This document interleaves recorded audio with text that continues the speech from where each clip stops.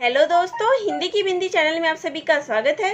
तो दोस्तों, आज की इस वीडियो में मैं आप सभी को एक ऐसे शख्स से मिलाने वाली हूं जिनका हाल ही में यूपीएचएससी असिस्टेंट प्रोफेसर इकोनॉमिक्स विषय से सिलेक्शन हुआ है और इनका नाम है अश्विनी कुमार।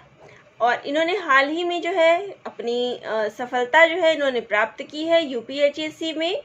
और ये बेसिक शिक्षा में सहायक अध्यापक के पद पर कार्यरत है और ये मात्र 29 वर्षीय हैं। और इतनी कम एज में इन्होंने ये सफलता जो है, इतनी सारी सफलता इन्होंने प्राप्त की है। ये लेखपाल के पद पे भी कार्यरत रह चुकी हैं। तो आइए जानते हैं कि इन्होंने अपनी तैयारी जो है किस प्रकार से की। इनकी तैयारी जो है का जो तरीका था, स्ट्रेटेजी थी, वो क्या थी, कौन कौन सी इन्होंने किताबें पढ़ी, जो भी डिटेल है चलिए आप सभी को बता देती हूँ। चाहूँगी कि इनका selection UPHSC assistant professor economics विषय से हुआ है। तो चलिए आज इनसे जानते हैं कि इनकी तैयारी कैसी हुई। सबसे पहले तो आप ये बताइए कि जब आपको पता चला कि आपका सिलेक्शन हो गया है तो आपको कैसा लगा और फैमिली का क्या रिएक्शन था? जब मेरा रिजल्ट आया था शायद 10 बजे मैंने 18 तारीख को रिजल्ट देखा था। तो उसमें मैं काफी ज्यादा एक्साइटमेंट में था और उस समय 10 बजे लगभग मेरे मम्मी पापा सो गए थे। मैंने जाके उनको उठाया तो वो बहुत खुश हुए और हमने अपने रिलेटिव्स को जाकर तुरंत सबको खबर की, यानी कॉल की उनको और बताया कि मेरा सिलेक्शन हो गया है। सब बहुत खुश थे। तो आप अभी 29 वर्ष के ही हैं और आप असिस्टेंट प्रोफेसर बन गए हैं, तो कैसा लग रहा है ये खुशी?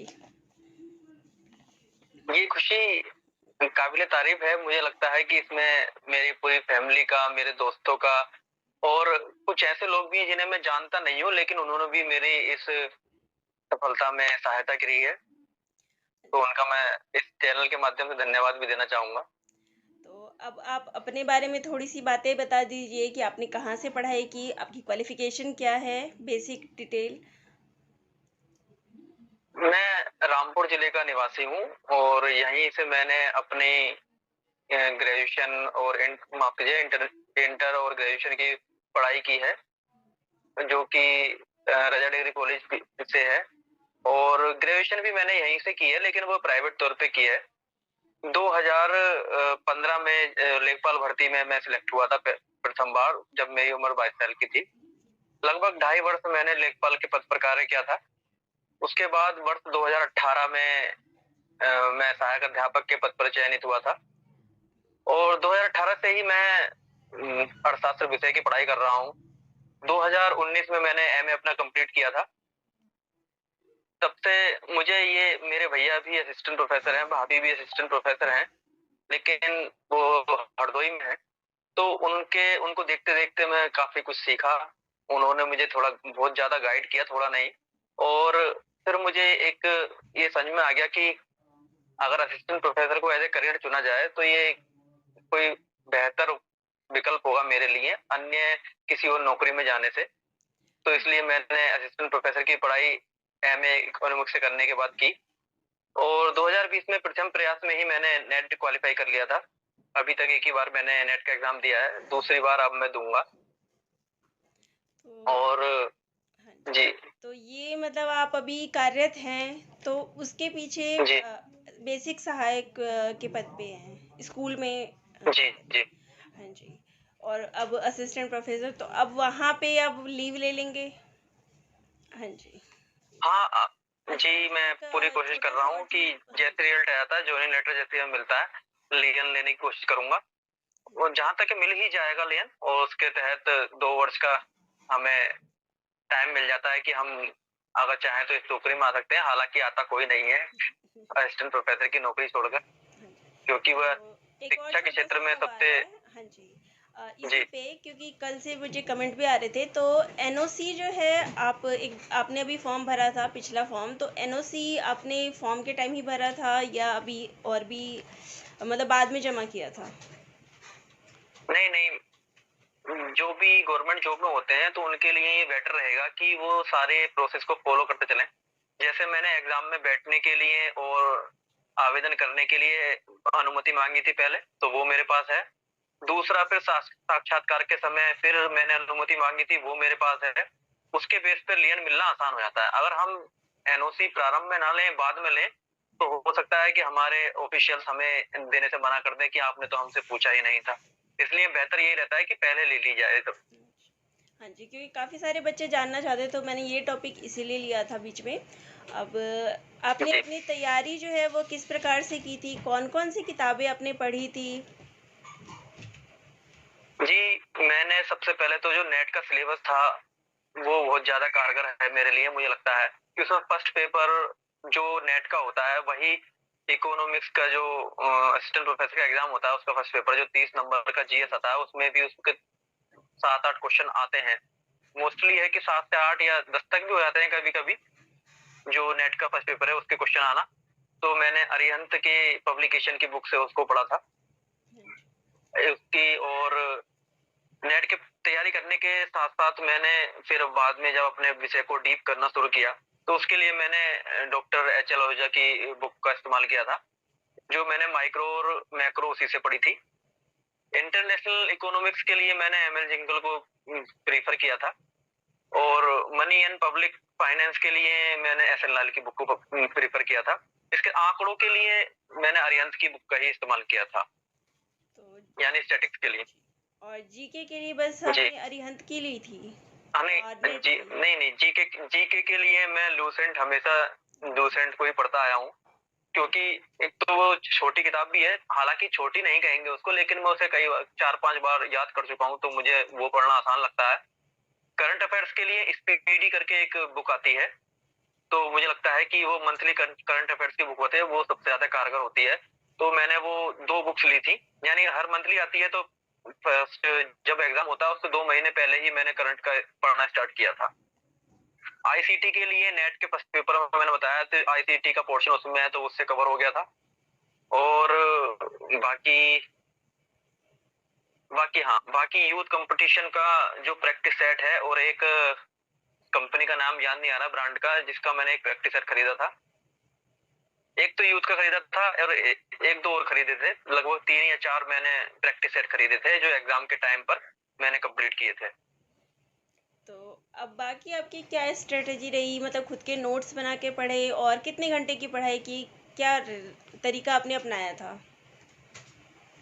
जी, नोट्स तो मैंने जब मेरा पीजीटी का इंटरव्यू हुआ था, मतलब इंटरव्यू नहीं हो पाया था, उसमें 1 या 2 क्वेश्चन से मैं रह गया था, तो उससे पहले ही मैंने नोट्स बनाने स्टार्ट कर दिए थे, क्योंकि मुझे पता था कि अब मुझे इसी लाइन में जाना है। तो पीजीटी में मेरा सिलेक्शन नहीं हो पाया था। हालांकि मेरी नजर में तो मेरे हो जाना चाहिए था, क्योंकि मुझे ऐसा लगा था कि सबसे अच्छा पेपर मेरा ही गया होगा, लेकिन बाद में पता लगा सबका ही अच्छा गया है, तो मेरा फिर भी उसमें सिलेक्शन नहीं हो पाया। कोई बात नहीं। फिर मैंने जीआईसी की तैयारी की। जीआईसी के लिए मैंने सिस्टमेटिकली नोट्स बनाए, जैसे पीसीएस के थ्रू बनाए जाते हैं, पीसीएस में लोग बनाते हैं, अभी भी मेरे पास है, अगर आप चाहें तो मैं दिखा सकता हूँ। तो उन नोट्स जो मैंने जीआईसी के लिए बनाए थे, उनसे बहुत ज्यादा मुझे मदद मिली। उसके बाद उन नोट्स के साथ, क्योंकि जीआईसी में सिलेबस थोड़ा कम है असिस्टेंट प्रोफेसर की अपेक्षा, तो कुछ चैप्टर उसमें छूट गए थे, जिनकी मैंने डीपली पढ़ाई बाद में की। तो आप ये समझ सकते हैं कि पहले जब मैंने पीएचडी की तैयारी की, फिर मैंने उसके बाद जीआईसी की तैयारी की, तो उन तैयारी के साथ साथ मुझे असिस्टेंट प्रोफेसर के लिए बल मिलता गया, और जीआईसी के बाद मैंने असिस्टेंट प्रोफेसर का जब एग्जाम दिया तो उसमें मेरे अच्छे क्वेश्चन सही हो गए, फिर मुझे लगा इसमें शायद हो सकता है। इंटरव्यू की तैयारी भी मैंने डीपली ही करी, जो मैंने जीआईसी का सिलेबस लिखा था अपने हाथों से, नोट्स बनाए थे, उसी से मैंने इंटरव्यू की तैयारी भी की थी। और जो मैंने तरीका पढ़ाने का अपनाया था वो बहुत ज्यादा किसी ने, मुझे लगता नहीं है किसी ने अपनाया होगा, क्योंकि वो तरीका मैंने खुद ही इजाद किया था। यहाँ तक कि इंटरव्यू पैनल ने भी मेरी तारीफ की थी कि आपने इस तरीके से जो पढ़ाया है बहुत अच्छा पढ़ाया है। अगर भविष्य मुझे मौका मिलता है तो मैं उस मेथड को अपना नाम देना भी चाहूंगा, क्योंकि अभी तक वो शायद किसी ने ना सुना हो, या सुना हो तो कभी यूज ना किया हो। जी, तो क्या तरीका था ऐसा, या फिर आप अलग से बाद में बताना चाहेंगे? जी हाँ, जब मैं उसे अपने पेटेंट करा लूंगा तब मैं बताना चाहूंगा। मैं कोशिश करूंगा कि उसे पेटेंट करा लूं। हाँ जी, ठीक है, बिल्कुल। आप जब भी ये चीज़ करिएगा तो ज़रूर इन्फॉर्म करिएगा। जी बिल्कुल। आपको इस चैनल के माध्यम से जी भी और बच्चों को बताना ज़रूर चाहूँगी। और एक और चीज़ है कि आपके मार्क्स जो है कितने थे रिटर्न में, क्योंकि ये भी एक रहता है क्वेश्चन कि मार्क्स कितने इंटरव्यू में रहे, और इंटरव्यू के तो अभी आए नहीं अभी है, रिटर्न में कितने? जी मैं ऐसी कैटेगरी से बिलोंग करता हूँ और उसमें मेरे 67 क्वेश्चन सही थे। अब मार्क्स आप लगा सकते हैं 2.105 से अगर देखा जाए तो मार्क्स लगभग 141 और सब पॉइंट समथिंग बैठेंगे। और इंटरव्यू के मार्क्स जिस हिसाब से मेरी इंटरव्यू रिटन में रैंक जो थी, पहले मेरिट वाइज लिस्ट जारी हुई थी तो उसमें रैंक मेरी 15 थी और इंटरव्यू के बाद अब वो 13 हो गई है एससी कैटेगरी में। तो जीके में अगर मतलब लाने हो मार्क्स तो मतलब कितना लाना चाहिए मैक्सिमम पासिंग के लिए कि बच्चे क्लियर कर लें? जीके में आप जितने अधिक से अधिक ला सकते हैं वो फायदेमंद ही रहता है, लेकिन जीएस एक ऐसा है जिसमें हम ये नहीं कह सकते कि हम कितने लेके आ सकते हैं, वो तो उसी समय पता लगता है। लेकिन मेरे जीएस में 18 मार्क्स थे, हालांकि 20 थे, लेकिन 2 क्वेश्चन रॉन्ग बाद में आयोग की तरफ से उनको डिलीट कर दिया गया था, तो 18 मार्क्स बचे थे मेरे, मतलब 18 क्वेश्चन मार्क कीजिए। तो ये भी रहता है ना कि पासिंग कितने तक हो जाने से एक चांसेस रहते हैं कि हो जाते हैं, और विषय पर भी ज़्यादा जोर होता है, क्योंकि विषय में अगर हमारे ज़्यादा मार्क्स आते हैं तब भी हमारा क्लियर हो जाता है, अगर रिटर्न जीके में कम आते हैं फिर भी, तो ये भी एक पॉइंट। मुझे लगता है कि 75% क्वेश्चन अगर आप सही कर देते हैं, यानी 100 में से 75% क्वेश्चन 75 क्वेश्चन सही कर देते हैं तो आपको चांस है कि ये 99% चांसेस है कि आपका सिलेक्शन हो जाएगा, ऐसा मेरा मानना है। हाँ, एक स्ट्रेटेजी हमारी वही थी, मगर क्वेश्चन फिर भी कमी आए, कोई परेशान। अब आगे और देखते हैं क्या होता है, आगे की रणनीति मैंने बनाई है। अब अगले महीने इंटरव्यू है मेरा पीएचडी का, तो आगे बढ़ने का प्रयास जारी है। तो आगे अब जो अगली वैकेंसी आई है उन बच्चों को आप क्या कहेंगे कि किस प्रकार से अपनी तैयारी रखें कि उनका भी सिलेक्शन हो जाए, तो क्या क्या उनको चीज़ें करनी चाहिए? सबसे पहला तैयारी के लिए तो ये है कि अपनी तैयारी छोड़े ना। मैंने ऐसा नहीं है कि मैंने बहुत ज्यादा पढ़ाई की है, मैंने मुश्किल से अगर मैंने अधिक से अधिक पढ़ाई करी होगी तो 8 घंटे या 9 घंटे पढ़ाई करी होगी मैक्सिमम, मिनिमम। लेकिन मिनिमम का ये है कि 6 घंटे से कम भी नहीं की होगी, क्योंकि जब एग्जाम आप देखते हैं कि पीजीटी का एग्जाम, फिर जीआईसी का एग्जाम, फिर असिस्टेंट प्रोफेसर का एग्जाम, ये तीनों लाइन से चलते हैं, तो हमें टाइम मिल ही नहीं पाता है कि हम कुछ और काम कर सके पढ़ाई के अलावा। तो यहाँ हालांकि मुझे घूमने का बहुत शौक है, लेकिन जब से पीजीटी का एग्जाम दिया है मैंने, तब से मैं कहीं घूमने भी नहीं गया हूँ, घर पे ही रह के मैंने पढ़ाई की है। तो मेरा यही कहना है कि आप अगर डीपली किसी सब्जेक्ट को पढ़ते हैं तो निश्चित ही आपकी सफलता आपके पास होगी। तो डीपली पढ़ने की कोशिश करें, कॉन्सेप्ट को क्लियर करें, उनका विश्लेषण। अब हम इतने, जब कोई छात्र एमए में होता है तो वो उसका इतना विकास हो चुका होता है कि वो किसी भी शीर्षक का, किसी भी टॉपिक का विश्लेषण कर सके, और ये विश्लेषण के आधार पर ही मैंने टीचिंग की थी इंटरव्यू में, तब उन्होंने मेरी तारीफ की थी। तो मुझे लगता है कि अगर हम विश्लेषण करें, तुलनात्मक अध्ययन करें, क्या क्यों कैसे सवाल अपने आप से करें, तो हमें अच्छा उत्तर मिलता है और हम सक्षम होते हैं कि जो क्वेश्चन हमसे पूछा जाए उसका हम अधिकांशतः सही सब जवाब दे सकें। तो चलिए, यही सब जानना था कि आपकी तैयारी कैसी रही, क्या कुछ रहा, किस प्रकार से आपने तैयारी की, कितने मार्क्स आए, जो भी डिटेल थी यही सब आपसे जानना था। आपने अपना कीमती समय दिया, इसलिए। तो दोस्तों, ये थे अश्विनी कुमार जी, जिनसे अभी मेरी बात हुई है। तो आप सभी ने देखा कि किस प्रकार से इन्होंने जो है अपनी तैयारी की, किताबें पढ़ी, आपको सारी डिटेल इन्होंने बताई है, इन्होंने कौन कौन सी परीक्षाएं दी है और यहाँ तक जो वो पहुँचे हैं वो किस प्रकार से पहुँचे हैं। तो इसी प्रकार से आप सभी को और भी जानकारी कोई चाहिए, किसी और विषय से संबंधित कोई जानकारी चाहिए, तो चैनल से जुड़े रहिएगा। यहाँ आपको इसी प्रकार की जानकारी जो है मिलती रहती है। और वीडियो अगर अच्छी लगती हो तो सब्सक्राइब ज़रूर करिएगा। धन्यवाद।